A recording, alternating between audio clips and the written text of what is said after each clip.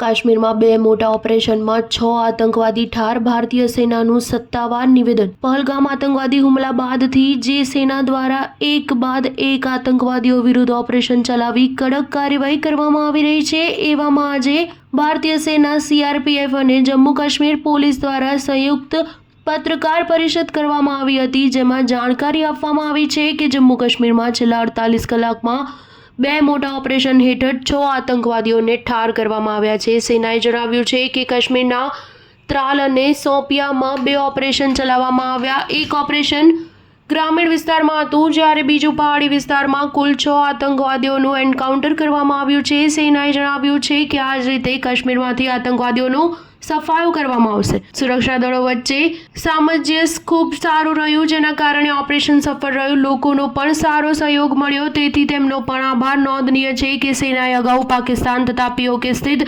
આતંકવાદીઓના અડ્ડા નષ્ટ કરવા માટે ઓપરેશન સિંદૂર લોન્ચ કર્યું હતું અને 100થી વધુ આતંકવાદીઓને મોતને ઘાટ ઉતાર્યા હતા। આટલું જ નહીં, ઓપરેશન બાદ પાકિસ્તાન દ્વારા કરાયેલા હુમલાથી પણ સેનાએ દેશને બચાવ્યો અને તમામ સૈન્ય ઠેકાણા સુરક્ષિત રહ્યા।